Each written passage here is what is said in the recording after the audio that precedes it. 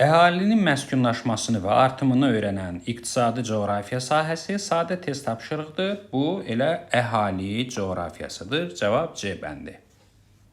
A və B məntəqələri arasındakı həqiqi məsafə 60 kilometrdir. Bu məntəqələr arasındakı xəritədəki məsafə 3 sm olarsa, xəritənin miqyasını müəyyən edin.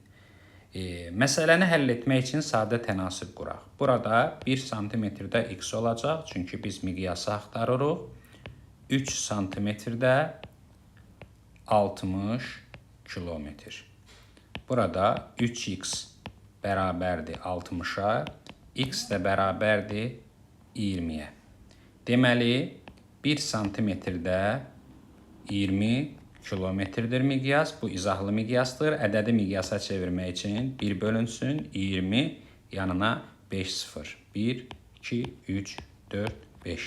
Deməli, cavab 1 bölünsün 2 milyon miqyası. Cavab A bəndidir. Planda tək yol hansı şərti işarə ilə göstərilir? Verilmiş şərti işarələrdən A bəndində seyrək meşə, B bəndində meyvə bağı, C bəndində üzümlük, D bəndində şose yolu və elektrik xətti, E bəndində isə tək yol göstərilmişdir. Cavab E bəndidir. Doğru olmayan fikri müəyyən edin. A. İlk dünya səyahətini Əbu Reyhan Biruni etmişdir. Bu fikir doğru fikir deyil. Əbu Reyhan Biruni ilk dünya səyahətini etməyib, ilk dünya səyahətini Fernand Magellan edib. Digər bəndlərə də baxaq. Vasco da Gama Avropadan Hindistana dəniz yolunu açmışdır. Doğru fikirdir. 19-cu əsrin əvvəllərində Alexander Humboldtun Cənubi Amerikaya səfərindən sonra iqlimşünaslıq və bitki coğrafiyası elmləri haqqında məlumatlar toplandı. Fikir də doğrudur. Kristofor Kolumb Amerikaya 4 dəfə səyahət etmişdir. Doğrudur. Tur Heyerdal bir neçə dəfə Azərbaycanda olmuşdur. Bu fikir də doğrudur. Cavab A bəndi. William Yanson və Abel Tasman xəritə sxemdə verilən materiklərdən hansının kəşf edilməsinə adlarını yazdırılmışlar.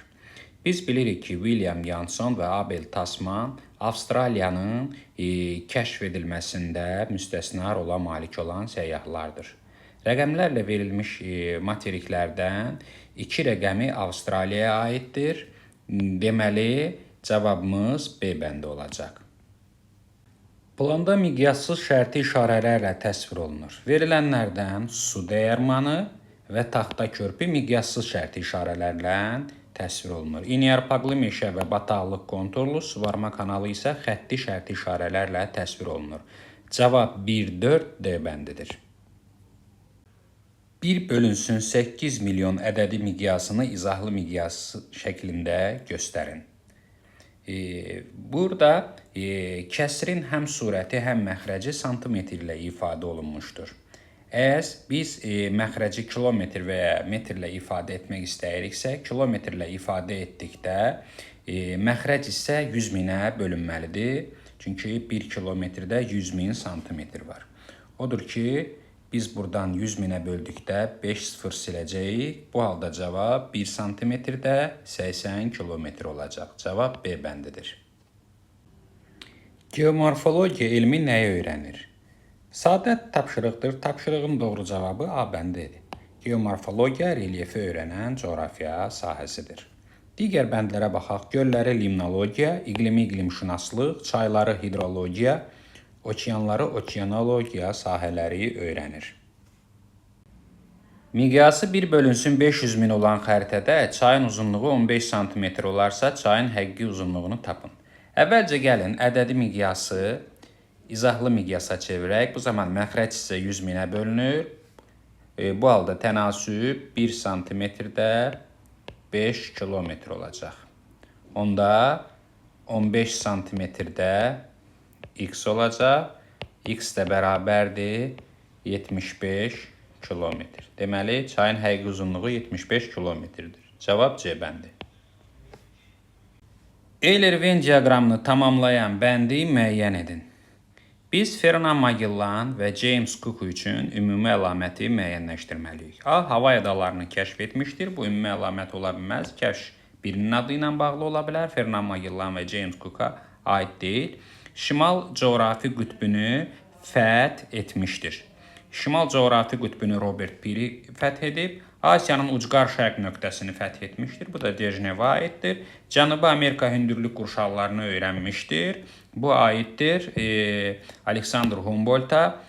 Dünya səyahəti etmişdir. Dünya səyahətini edən Fernand Magellan'dır. Həmçinin də James Cook Magellan'dan sonra bir neçə dəfə dünya səyahəti edib. Cavab E bəndidir. Fiziki coğrafiyanın ənənəvi sahəsi. A. Sənaye coğrafiyası. Sənaye coğrafiyası ümumiyyətlə fiziki coğrafiyanın sahəsi deyil. B. Sosial coğrafiya. Eyni zamanda sosial coğrafiyada fiziki coğrafiyaya aid deyil.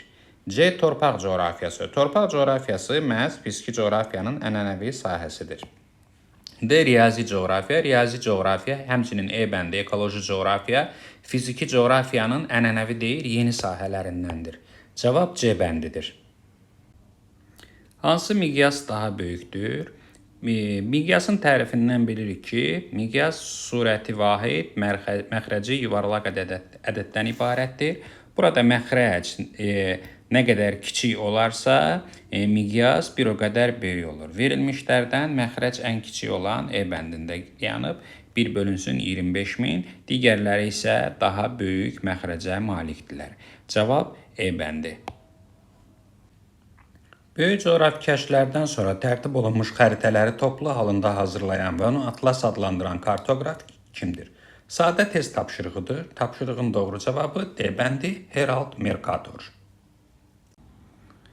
Amerikanın kəşfindən sonra köhnə dünyaya gətirilən bitkilər, köhnə dünya dedikdə Avropa, Asiya, Afrika nəzərdə tutulur. Xüsusilə Avropaya gətirilib bu bitkilər. A bəndində buğda verilib, alma verilib. Bunlar elə köhnə dünya bitkiləridir. B bəndidir cavab. Qarğıdalı kartof, pomidor Amerikanın kəşfindən sonra Avropaya gətirilmiş bitkilərdir. C bəndində kələm uyğun gəlmir, həmçinin çəltik. D bəndində yenə alma, buğda. E bəndində armud, çəltik, kələm. Bunlar köhnə dünyanın öz bitkiləridir. Cavab B bəndi. Xətti miqyasa uyğun gələn ədədi miqyas. Biz xətti miqyasa diqqətlə nəzər yetirsək, oxun qarşısında metr yazıldığını görərik. Deməli, 1 santimetrə 600 metr uyğun gəlir. Ədədi miqyas şəklində göstərmək üçün 1 bölünsün 600, 600-ün yanına da 0, 2 0 əlavə etməliyik ki, ədədi miqyasımız tamamlansın. Cavab D bəndidir.